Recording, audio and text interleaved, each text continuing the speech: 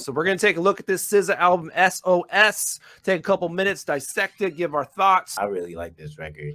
And like we were talking about, TDE does tend to take their time, but they give us a real well-rounded, like well thought out, like fully structured product. And I'm a music nerd, so like when I'm reading certain credits and hearing certain beat collabs and things like that on there, man, I think that project was fire, man. All right. Patron, what's your thoughts, man? Man, I loved it, man. At first, when I looked at it, it said 23 songs, and I'm usually against. Me, I usually right. Anything over 10. But you got to think she hasn't dropped the album in like 5 years. This is really true.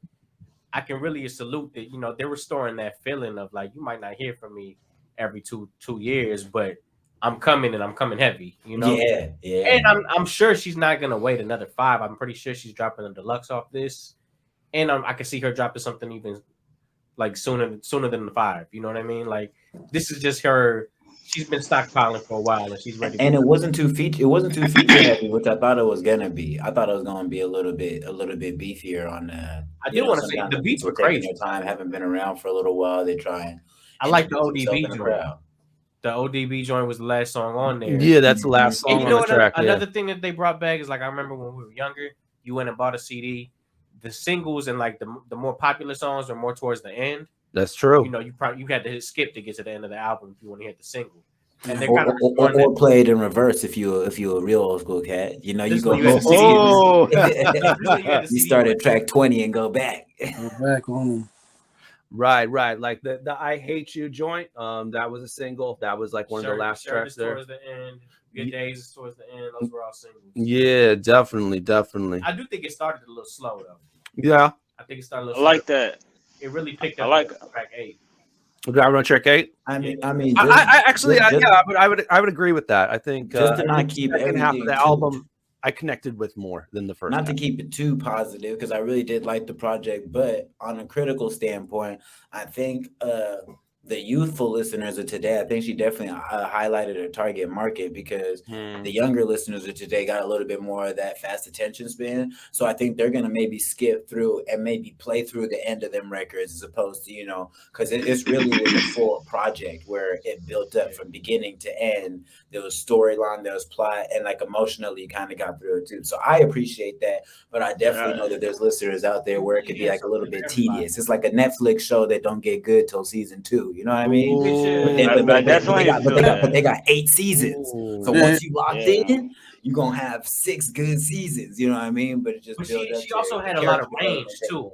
She brought a lot of range. Like she had the sad girl songs, but then I also heard songs that you could pump like a summer vacation type vibe. Yeah. But she definitely had and I gotta like really salute her on reaching into her alternative bag.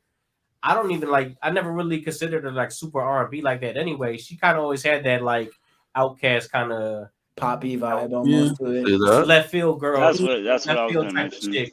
That's just gonna also hit you with some real, but also hit you with some left field stuff. Yeah, I think with some of those ballads on there, I think she really tapped into that world, kind of like stamped that. You know what I mean? So the R&B heads can put a little respect on her and be like, you know what I mean? Respect the vocal range and just the creativity and stuff that she was doing. There was a lot of like traditional R&B structured stuff that was on there for sure. And you need a crescendo to do that, and that's why I like that she took such a slow approach in the beginning of the album, and in general sense, because we needed all the meat and potatoes. You feel me? Facts. Yeah. No, that's like my favorite record. Like me personally, my favorite record was Blind, and that's just because it's so erotic, and she talks about basically the power to the P. You feel me? And I mean, it's really really dope to see her on such a edgy sound. You feel me? Just coming off the record like my P precedes me, like fam, like just dropping bars like that. So, that's a definite direction that she never came from. So like you guys were talking about, she may not ever come every 2 years, but whatever direction she's coming from, she's coming heavy. I think with some of the singles that she did give us on her journey, we got essences out of that. I actually like that record a lot too, ID, because it kind of gives and Kill Bill, same thing, really emotional, really it gives me flavor tones of what she gave us with the Weeknd, when because the context of that song is really like raunchy. It's structured and vocally it's really pleasing and happy sounding, but if you listen, she talking about taking somebody man and or borrowing somebody man more so for a time period. And like Kill Bill, you know, with Kill Bill, it sounds great, but if you listen to it, she's talking about, you know what I'm saying, like doing the worst to somebody, you know what I'm saying, and making it just a thing to do. Yeah. She said like I think she said like something like I might not kill my ex, but it's like the best idea right now or something like that. But it's like, yeah, we gotta listen to it. But I think my favorite joint on there was Far. It was real introspective. I think it was just very well written, and I could see how she was just, man, she get into that in that, you know, alternative bag. Like I said, if I'm not mistaken, I think she uses her pen a good portion of the time on her projects too. I don't think all the way through, but I think she is pretty heavily influenced on what comes through on the back end. Because her melodies seem like real loose. You know what I mean? Like they're kind of like on the spot. They're not too structured like it. Like mine was mine was Nobody Gets Me. That was my favorite. Good for it. I connected with that one the most. I kind of go with ID on that. I did like the Kill Bill joint because it showed a in depth, you know what I'm saying, texture from her. So I kind of felt that.